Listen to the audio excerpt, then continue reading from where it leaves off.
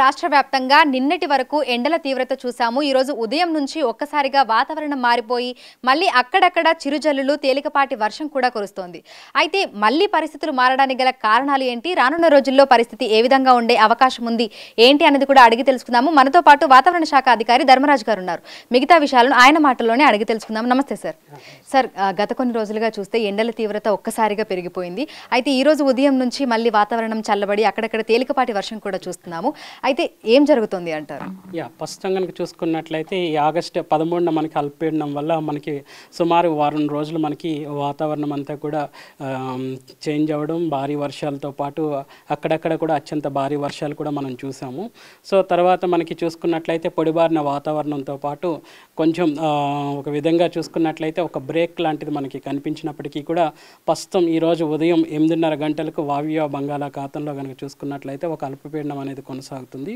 ప్రస్తుతం ఇది వాయువ్య దిశలో కదులుతూ ఇటు ఒడిశా తీరం వైపు కొనసాగే అవకాశం కనిపిస్తుంది. కాబట్టి రానున్న 3 రోజులు అనగా ఈ రోజు 26 నుంచి 28వ తారీఖు వరకు కూడా తెలంగాణ రాష్ట్రంలో కొన్ని జిల్లాలకు భారీ వర్ష సూచనలు అనేవి జారీ చేయడం జరిగింది. ఈ రోజు కూడా సుమారు 13 జిల్లాలకు భారీ వర్షాలు, అలాగే 2 జిల్లాలకు అతి భారీ వర్షాలు కూడా సూచించడం అనేది జరిగింది. తెలంగాణ రాష్ట్రంలో ఏ జిల్లాలలో మనకు అతి భారీ వర్షాలు కురిసే అవకాశం ఉంది అంటారు?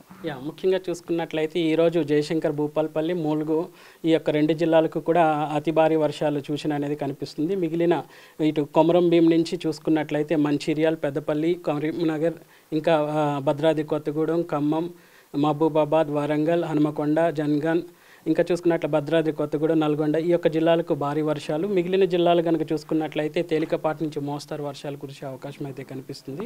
రేపు కూడా సుమారు 5 జిల్లాలకు ఈ యొక్క హెల్లో హెచ్చరికలు అనేవి జారీ చేయడం జరిగింది. ముఖ్యంగా ఇటు తూర్పు తెలంగాణ జిల్లాలు భద్రాద్రి కొత్తగూడెం, ములుగు, జయశంకర్, భూపాలపల్లి, మంచిర్యాల్, కొమరంభీం, ఆసిఫాబాద్ జిల్లాలకు కూడా ఈ రేపు భారీ వర్ష సూచన అనేది ఇవ్వడం జరిగింది. సో ఈ 3 రోజుల పాటే మనకు తెలంగాణ రాష్ట్ర వ్యాప్తంగా వర్షాలు కురుస్తాయి. ఆ తర్వాత మళ్ళీ మనకి బ్రేక్ అనేది ఉంటుంది అని చెప్పుకోవచ్చు.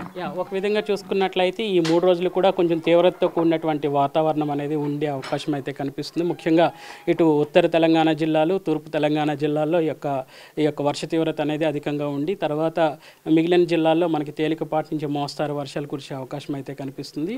సో ఇక మనం నైరుతి ఋతుపవనాల సీజన్లో ఉన్నాం కాబట్టి మధ్య మధ్యలో కూడా మనకి వర్షాలు వచ్చినప్పటికీ కూడా ఇంత ఇంటెన్సిటీతో మనకి తీవ్రతతో మనకి వర్షపాతం అనేది నమోదవదని చెప్పవచ్చు. ప్రస్తుతం చూస్తే ఈదురుగాలుల ప్రభావం అనేది ఏ విధంగా ఉంది అని చెప్పుకోవచ్చు? ఒక విధంగా చూసుకున్నట్లయితే ప్రస్తుతం ఈదురుగాలు అనేవి రాష్ట్రం అంతటా కూడా 30 నుంచి 40 కిలోమీటర్ల వేగంతో గంటకు వీచే అవకాశం అయితే కనిపిస్తుంది. వీటితో పాటు గత 2-3 రోజులుగా చూసుకున్నట్లయితే ఉష్ణ తీవ్రత కూడా 30, ఈవెన్ సిటీలోనే మనకి 31 డిగ్రీల వరకు కూడా ఉష్ణ తీవ్రత అనేది కొనసాగుతుంది. ఈవెన్ భద్రాద్రిలో కనుక చూసుకున్నట్లయితే భద్రాద్రి కొట్టుకుని ఇటువైపు కనుక చూసుకున్నట్లయితే మనకి 34 డిగ్రీల వరకు కూడా ఈ యొక్క ఉష్ణ తీవ్రత ఎండ తీవ్రత అనేది కొనసాగుతుంది. కాబట్టి ఇటు ఈదురుగాల ప్రభావంతో పాటు ఉరుములు మెరుపులతో కూడిన వాతావరణం కూడా నమోదయ్యే అవకాశం కనిపిస్తుంది. సో ప్రస్తుతం చూస్తే ఇటు హైదరాబాద్తో పాటు తెలంగాణ రాష్ట్ర వ్యాప్తంగా కూడా ఈరోజు ఉదయం నుంచి వాతావరణం ఒక్కసారిగా మారిపోయింది.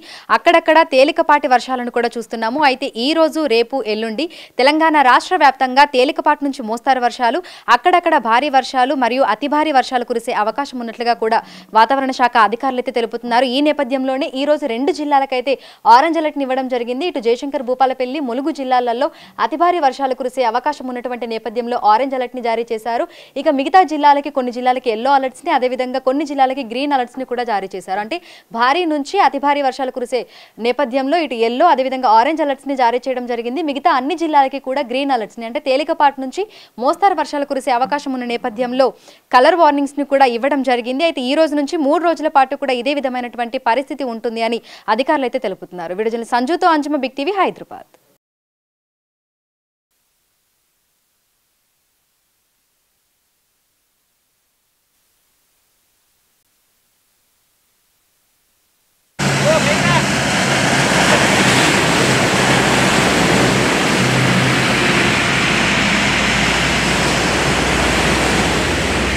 బంగాళాఖాతంలో ఏర్పడిన ఉపరితల ఆవర్తనం ద్రోణి కారణంగా శ్రీకాకుళం జిల్లాలో భారీ వర్షాలు కురుస్తున్నాయి. మనం చూసుకున్నట్టయితే జిల్లా వ్యాప్తంగా ప్రధానంగా శ్రీకాకుళంకి ఆనుకొని ఉన్న ప్రాంతాలు మొత్తం నీట మునిగినటువంటి పరిస్థితి. ఆర్టీసీ కాంప్లెక్స్ కావచ్చు, ఇలాంటి లోతట్టు ప్రాంతాలన్నీ నీట మునిగాయి. ఇప్పుడు ప్రస్తుతం మనం విశాఖపట్నం ఒరిస్సా జాతీయ రహదారి పైన ఉన్నాము. పెద్దపాడు గ్రామానికి సమీపంలో ఉన్న ఈ జాతీయ రహదారి ఏదైతే ఉందో, ఈ జాతీయ రహదారి పూర్తిగా నీట మునిగినటువంటి పరిస్థితి. దీనివలన వాహనదారులు ఎవరైతే ఉన్నారో వాళ్ళందరూ కూడా తీవ్రంగా ఇబ్బంది పడుతున్నారు. ఓవరాల్గా ఇక్కడ చూసుకున్నట్టయితే కాసేపటి క్రితం సుమారుగా 2 కిలోమీటర్ల మేర ట్రాఫిక్ అనేది స్తంభించినటువంటి పరిస్థితి. ఆ తరువాత అధికారులు కొంతమేర వచ్చి ఇక్కడికి వచ్చిన తర్వాత భారీ వాహనాలు మాత్రమే అలౌ చేస్తున్నారు. మిగతా చిన్న చిన్న వాహనదారులు ఎవరైనా సరే వెళ్తే ఇబ్బందులు పడతారని చెప్పడంతో ఓన్లీ భారీ వాహనాలు మాత్రమే వెళ్తున్నాయి. బైకర్లు కావచ్చు, లేకపోతే ఆటోలు కావచ్చు, ఇటు నుంచి వెళ్ళడానికి ఇబ్బంది పడుతున్నారు. ఇంకా మనం చూసుకున్నట్టయితే మోకాళ్ళకు పైన ఈ వాటర్ ఉంది, ఈ మోకాళ్ళ లోతులో అంతకు మించే ఈ వాటర్ ఉంది. దీనివల్ల ఎవరైనా సరే ఇటు నుంచి రావాలంటే తీవ్రంగా ఇబ్బంది పడుతున్నారు. లోతట్టు ప్రాంతాలు అనుకుంటే పర్వాలేదు, కానీ జాతీయ రహదారి పైన ఈ పరిస్థితి ఉంది అంటే చుట్టుపక్కల గ్రామాల్లో ఎలాంటి పరిస్థితి ఉందనేది మనం క్లియర్గా అర్థం చేసుకోవచ్చు. అటు అధికారులు కూడా ఇప్పుడిప్పుడే అప్రమత్తం అవుతున్నారు. ఈరోజు స్కూళ్ళకు కూడా సెలవులు ప్రకటించారు. దాంతోపాటు మంత్రి అచ్చెన్నాయుడు కలెక్టర్ ఎస్పీతో ఫోన్లో మాట్లాడి అధికారులందరికీ అప్రమత్తం చేయాలని చెప్పారు.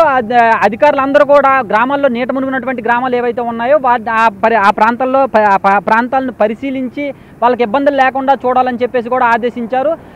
ఈ వర్షం ప్రభావం ఏదైతే ఉందో ఈ ప్రభావం తగ్గినంత వరకు కూడా అన్ని శాఖలు కూడా సమన్వయంతో పనిచేయాలని ఆదేశించారు.